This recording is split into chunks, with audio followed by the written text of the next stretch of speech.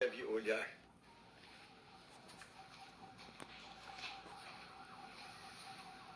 para onde deve olhar o homem errante. O mundo errante. Aí está a colocação. Para onde olhar? Deus sinaliza para as ofertas aceitáveis de Deus. Para as ofertas aceitáveis de Deus. Aí está limites. Limites de Deus. Deus tem suas ofertas aceitáveis. Isto é, ofertas que Ele aceita. Nós podemos ver aí Abel e Caim. Abel fez uma oferta a Deus. E foi aceitável a Deus, pois estava de acordo com o padrão de Deus, com a expectativa de Deus.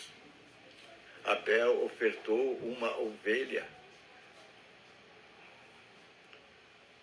Estava dentro da expectativa de Deus. Jesus tinha um projeto. Oferecer Jesus Cristo para salvar o mundo.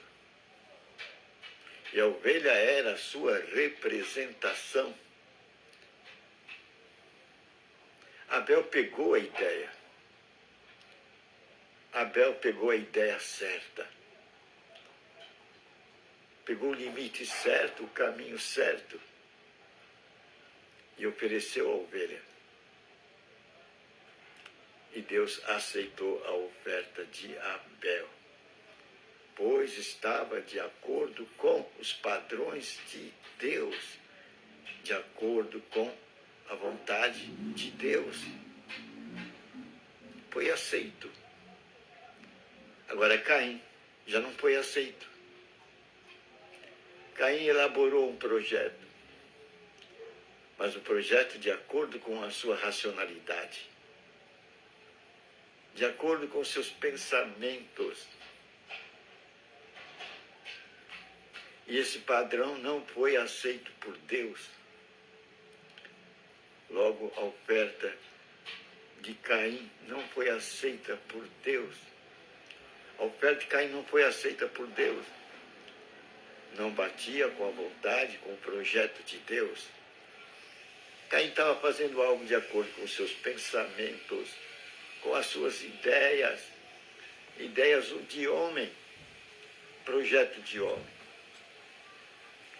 Deve ter dado trabalho imenso a procura do fruto, o arranjo do fruto. Ele fez uma obra de arte. Mas não foi aceito. Não estava de acordo com a vontade de Deus. Aí estão os limites de Deus. Deus tem limites. E quando o homem caiu, quando o homem optou pela sugestão da serpente,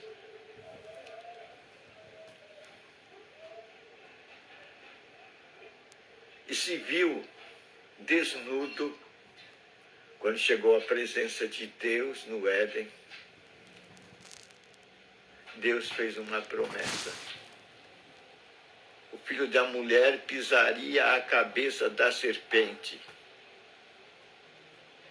Outra medida de Deus. Outra medida de Deus para dar oportunidade à ovelha errante. Para dar oportunidade à ovelha errante. Uma provisão de Deus. Jesus Cristo. Jesus Cristo. Jesus Cristo. A alternativa de Deus Quem olhar para ele será salvo. Quem olhar para Jesus Cristo será salvo. Esse foi o projeto de Deus. Para tirar o homem da condenação. Da condenação. Da condenação. A desobediência a Deus é condenação. Deus quer que a terra reflita o céu. Isto é, que a terra seja feita a vontade de Deus. Que na terra seja feita a vontade de Deus.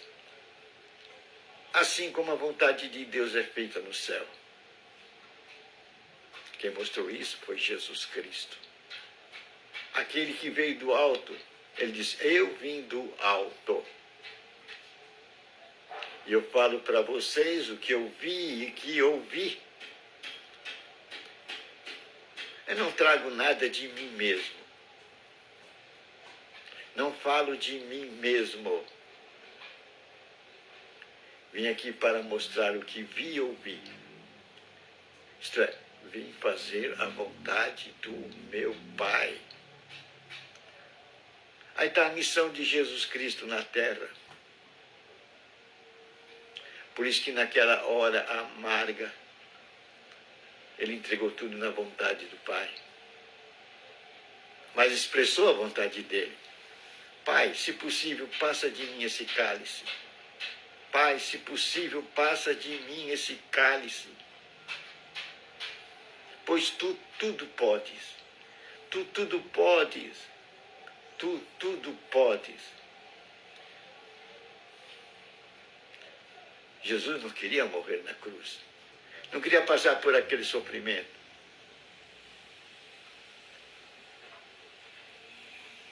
Entregou a sua vontade ao Pai. Fez conhecida ao Pai a sua vontade.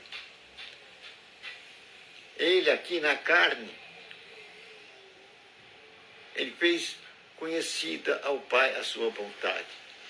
Passa de mim este cálice. Passa de mim esse cálice. Ele não queria tomar aquele cálice. A morte de cruz.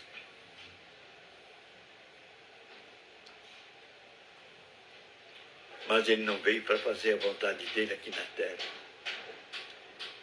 E ouvindo o silêncio do Pai, ouvindo o silêncio do Pai, ouvindo o silêncio do Pai, ouvindo o silêncio do Pai, Jesus entendeu a sua missão.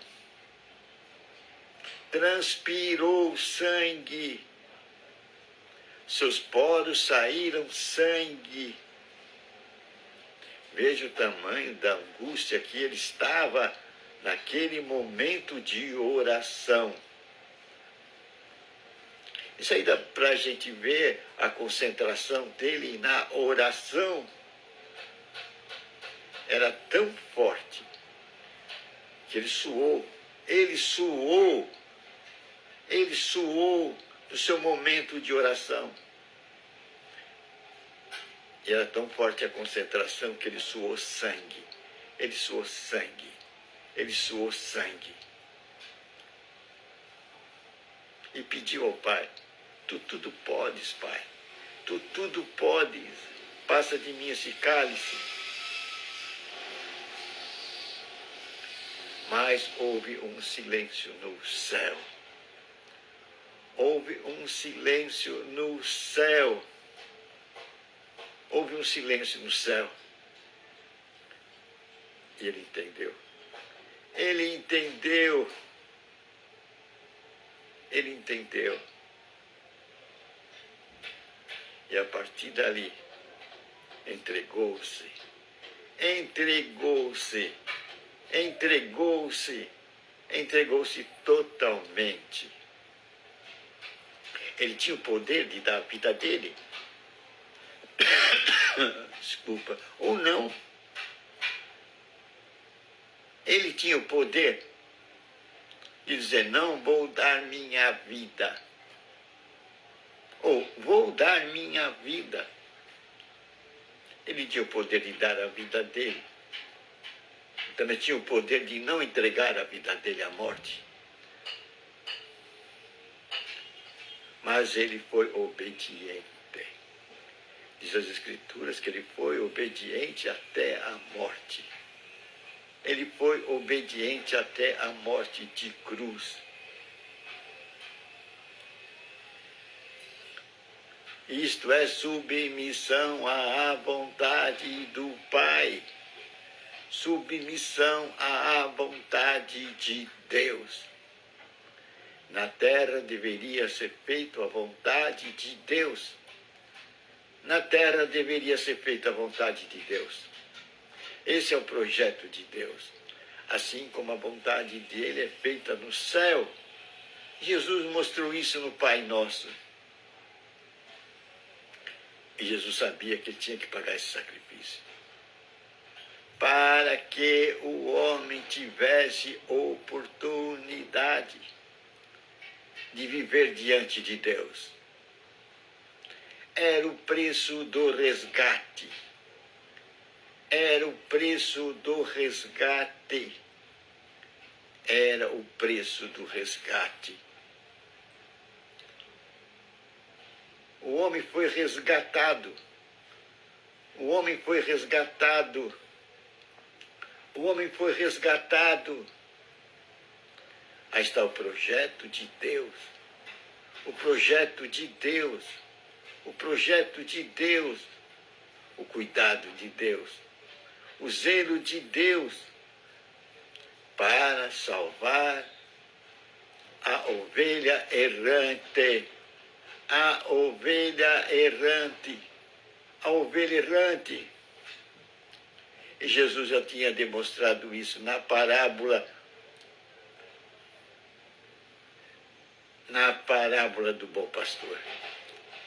Aquele que largou 99 ovelhas num aprisco seguro e saiu em busca da ovelha errante. Da ovelha errante. Da ovelha errante. Essa busca é Deus buscando o homem. Deus buscando a ovelha errante. O mundo errante. O mundo errante. E diz que ele conseguiu encontrar a ovelha errante, o mundo errante. Alegrou-se, pôs ela nas costas, assumiu o peso dela, assumiu o cansaço dela, assumiu talvez as feridas dela e a trouxe nos ombros. Isso quer dizer que ela não estava em condições de andar. Ela não estava em condições de andar, de fazer o retorno. O retorno. O retorno. Ela não podia pagar o preço do retorno. Ela não tinha forças para voltar. A ovelha errante não tinha forças para voltar. A ovelha errante não tinha forças para voltar ao lugar de origem. Ao lugar de origem. Então o pastor ofereceu seus ombros. O pastor ofereceu seus ombros. E diz que ele ficou contente de ter encontrado a ovelha errante. E colocou-a sobre seus ombros e a trouxe para o lugar seguro. Jesus, ele pagou o preço, o alto preço, para nos trazer para o lugar seguro, o lugar da fé, o lugar da fé, o lugar da fé. o lugar dos limites de vitória de Deus. Deus sempre deu limites de vitória para seu povo. O israelita, saindo do deserto, saindo para o deserto, Deus deu maná para ele, a medida de Deus. E durante 40 anos Deus os manteve no deserto com essa medida, o maná. E a medida era simples. Um maná por dia. Aí está a porção. A porção de Deus. E assim durante 40 anos. Com essa porção de Deus, esse povo sobreviveu. E diz que nem as sandálias deles se desgastavam, nem a roupa desfiava. E eles tinham saúde. Saúde. Mantido pela medida de Deus. Mantidos pela medida de Deus. Deus protegendo o seu povo. Deus protegendo o seu povo. Deus protegendo o seu povo. E à noite, quando esfriava, o deserto é muito frio à noite, ele mandava uma coluna de fogo que os iluminava e os esquentava. Olha o cuidado de Deus para com o seu povo no deserto.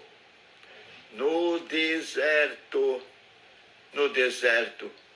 por onde eles estavam passando. Era lugar de desafio. O deserto é um lugar de desafio. É um lugar de muito desafio. Não tem recursos.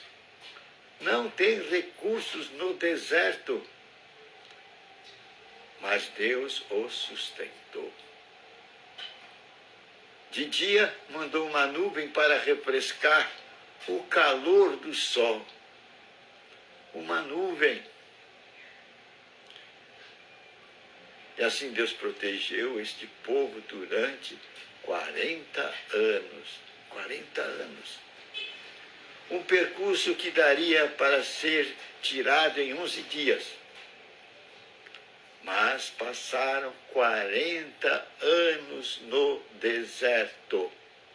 40 anos no deserto. 40 anos no deserto. O que aconteceu? Por que 40 anos? Era o problema mental.